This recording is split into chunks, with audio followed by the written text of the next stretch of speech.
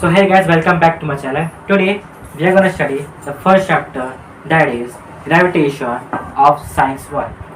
तो ये चैप्टर जो पहला चैप्टर है साइंस 1 का, इसमें हम पढ़ेंगे कि ग्रेविटेशन क्या होता है. सो बेसिकली ग्रेविटेशन को हम लोग क्या बोल सकते हैं कि दो ऑब्जेक्ट का अट्रैक्शन. पूरे यूनिवर्स में कोई भी ऑब्जेक्ट अगर अट्रैक्ट हो रहा है किसी ऑब्जेक्ट से तो हम लोग क्या बोलेंगे उसे ग्रेविटेशन. एक ऐसा फोर्स जो दो ऑब्जेक्ट को अट्रैक्ट कर रहा है. ठीक है, अभी मान लो एक ग्रेविटेशन का हमें टर्म मालूम पड़ा, और हमें मालूम किससे पड़ा, तो एक साइंटिस्ट है आइजैक न्यूटन. तो इन्होंने एक फाइंड किया था कि ग्रेविटेशन क्या होता है. तो स्टोरी के हिसाब से वो एक टाइम पे पेड़ के नीचे बैठे हुए थे. तो उन्होंने क्या किए, सोच रहे थे, कुछ रिसर्च कर रहे थे. अब उनके सर के ऊपर एक सेब गिरा, एक एप्पल. तो जो एप्पल गिरा तो नॉर्मल इंसान की तरह नहीं कि वो खा लिए, वो सोच रहे थे कि एप्पल गिरा तो मुझ पे गिरा, पर वो नीचे क्यों गिरा. वो ऊपर भी जा सकता था, बाजू में जा सकता था, हॉरिजॉन्टली जा सकता था, और वर्टिकली डाउनवर्ड्स गया तो गया नीचे क्यों. तो काफ़ी देर तक सोचने के बाद एक रिजल्ट पे वो आए कि अगर ये एप्पल नीचे गिरा मतलब जो ज़मीन है, जो अर्थ है, वो ऑब्जेक्ट्स को, वो एप्पल को अट्रैक्ट कर रहा है अपने ऊपर. ठीक है, अगर वो एप्पल पे अट्रैक्ट कर सकता है तो इसका मतलब क्या हो सकता है, वो बाकी ऑब्जेक्ट पे भी अट्रैक्ट कर रहा होगा. तो उन्होंने क्या किया, और भी ऑब्जेक्ट को नीचे गिराने की कोशिश की, सब के सब नीचे चले गए. तो एक टर्म लिखा है कि ग्रेविटी, ये ग्रेविटेशन फोर्स हो सकता है कि जो भी ऑब्जेक्ट है वो नीचे की तरफ अट्रैक्ट हो रहा है, मतलब अर्थ के थ्रू अट्रैक्ट हो रहा है, तो हम लोग उसे क्या बोलेंगे, ये ग्रेविटी अप्लाई हो रही है उसमें. तो अगर ये अर्थ पे अप्लाई हो रहा है तो हो सकता है कि प्लैनेट्स पे भी अप्लाई हो रहा होगा, हो सकता है कि सन पे भी अप्लाई हो रहा होगा, कि कोई भी ग्रेविटी या कुछ भी ग्रेविटेशनल फोर्स हो जो अट्रैक्ट कर रहा हो और प्लैनेट्स को अपनी तरफ खींच रहा हो. ठीक है, तो उन्होंने समझ लिए कि एक फोर्स अट्रैक्ट हो रहा है किसी भी ऑब्जेक्ट पे, चाहे प्लैनेट्स हो, चाहे वो अर्थ का फोर्स हो, कुछ भी हो, वो अट्रैक्शन कर रहा है, तो उसे क्या बोल सकते हैं हम लोग, ग्रेविटेशन. तो उन्होंने एक टर्म दी ग्रेविटेशन. तो जो आइजैक न्यूटन थे उन्होंने बहुत चीज़ डिस्कवर किए. तो जो उसमें से एक जो डिस्कवरी थी ग्रेविटी की, तो उन्होंने प्रिंसिपिया नाम के बुक में रिटर्न कर लिया कि ये टर्म है ग्रेविटी, और इनके बारे में सब कुछ लिख दिए. क्योंकि कोई भी साइंटिस्ट सिर्फ मुंह से नहीं बोल सकता कि हाँ ये टर्म है, मैंने ये डिस्कवर किया, दे दिया, ऐसा नहीं होता. तो हर एक चीज़ को रिटर्न फॉर्म में होना चाहिए. तो उन्होंने प्रिंसिपिया नाम के बुक में ये ग्रेविटी का टर्म ऐड किया और जाके प्रूफ किया कि हाँ ये ग्रेविटी होता है, ऐसा परफॉर्म होता है. ठीक है, तो उन्होंने फोर्स का भी डिस्कवर किया और भी बहुत कुछ डिस्कवर किया. ठीक है, तो ये हुआ ग्रेविटेशन. अब आते हैं सेंट्रीपिटल फोर्स के बारे में कि सेंट्रीपिटल फोर्स क्या होता है या सर्कुलर मोशन क्या होता है. ठीक है, सो एग्जांपल ले लेते हैं कि एक हम लोग ने पत्थर ले लिया, तो पत्थर को हम लोग रस्सी से बांध दिया और हम लोग उसको सर्कुलरली घुमा रहे हैं, गोल गोल गोल गोल घुमा रहे हैं. सो वो पत्थर क्या करेगा, वो भी गोल गोल घूमेगा. सो मान लेता हूँ मेरा हाथ जो है वह सेंटर है. ठीक है, और जो रस्सी से जो पत्थर घूम रहा है वो एक ऑब्जेक्ट है. सो वो ऑब्जेक्ट क्या कर रहा है, वो एक पहले बार मूविंग ऑब्जेक्ट है, वो मूव कर रहा है.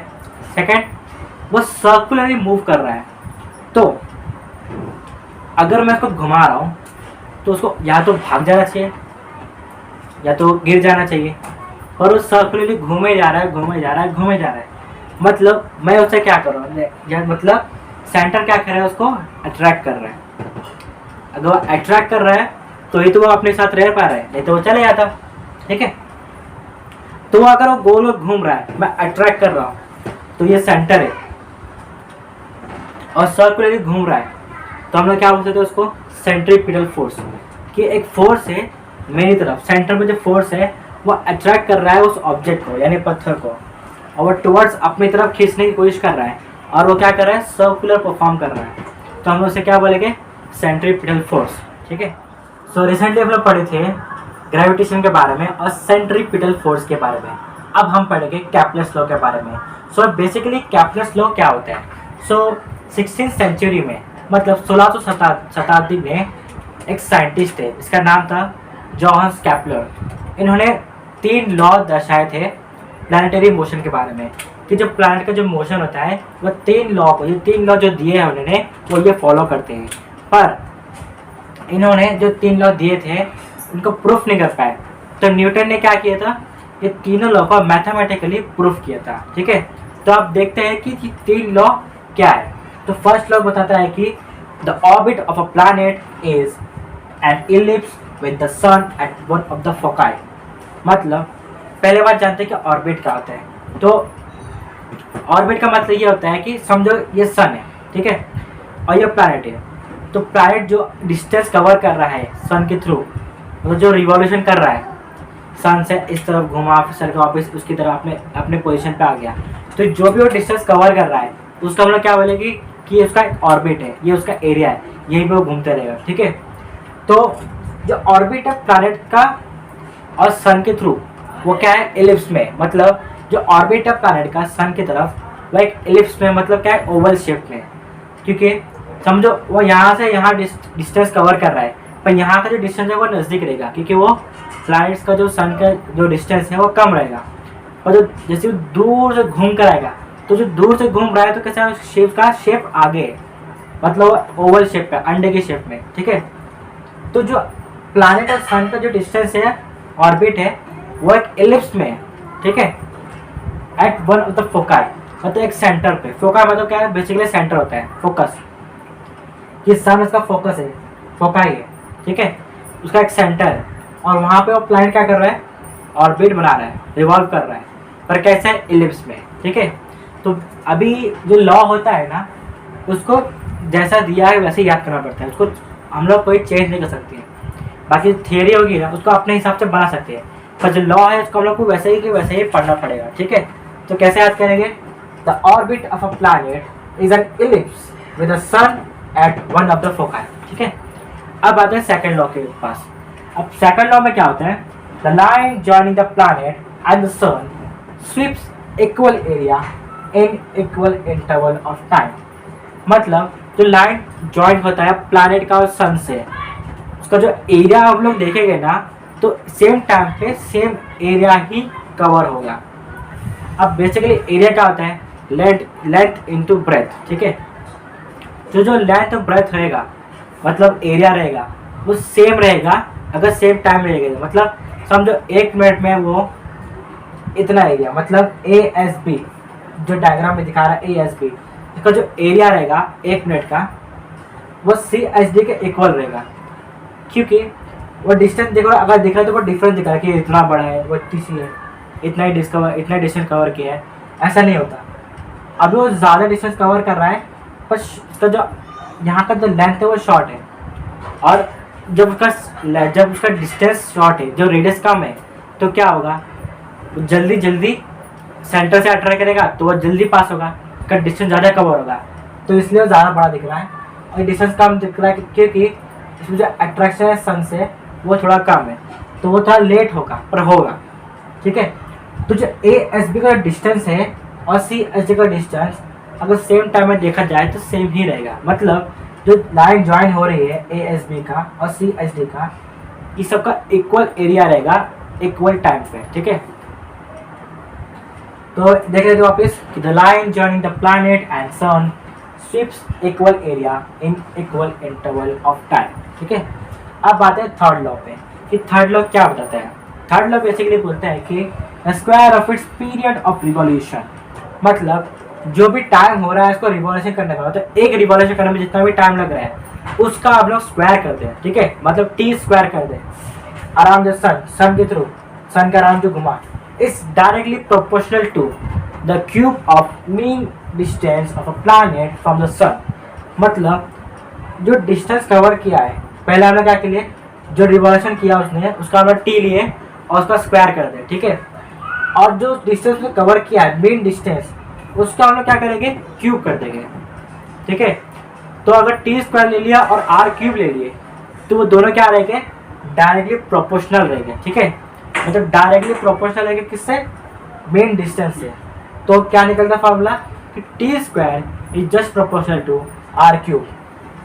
तो बेसिकली हम लोग पढ़ते हैं कि अगर प्रोपोर्शनलिटी साइन को हटाना हो तो हम लोग क्या करते हैं, एक कांस्टेंट नंबर या लेटर डाल देते हैं ताकि उसका प्रोपोर्शनलिटी खत्म ना हो। ठीक है, तो अगर प्रोपोर्शनलिटी साइन हटा देंगे तो मान लेते हैं कि एक लेटर है कांस्टेंट लेटर, जिसको हम लोग बोलते हैं के।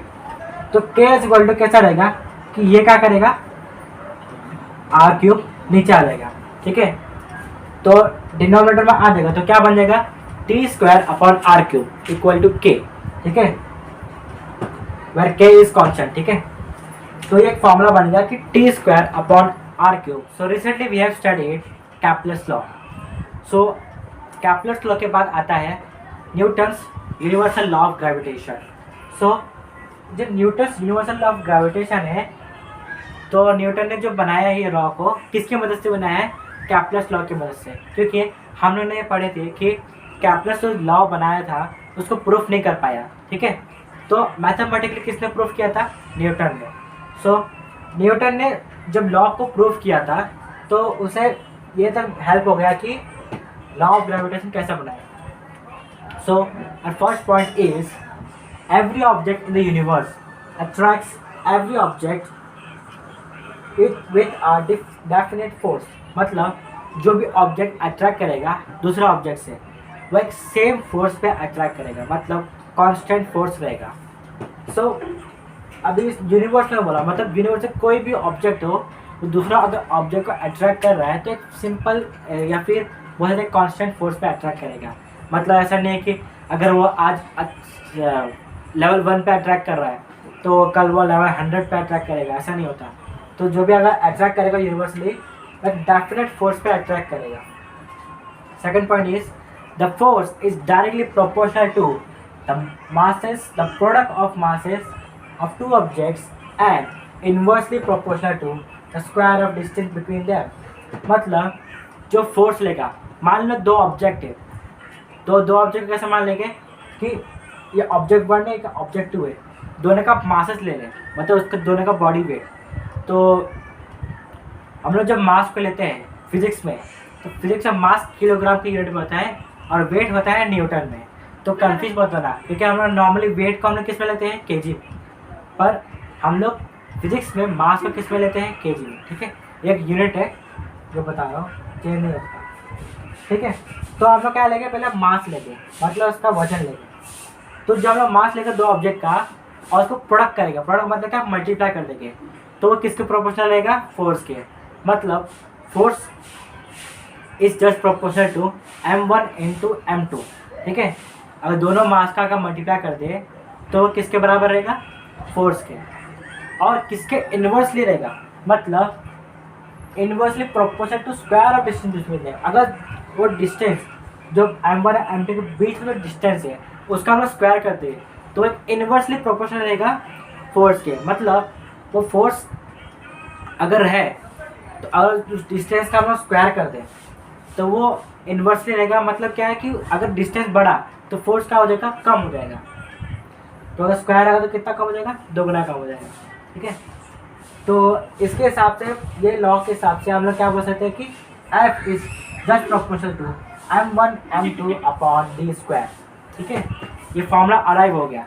अब सिंपल बेसिक लॉ है फिजिक्स का कि प्रोपोर्शनलिटी साइन को अगर हटाना हो तो हम लोग क्या करते हैं, एक कांस्टेंट लेटर का यूज़ करते हैं। ठीक है,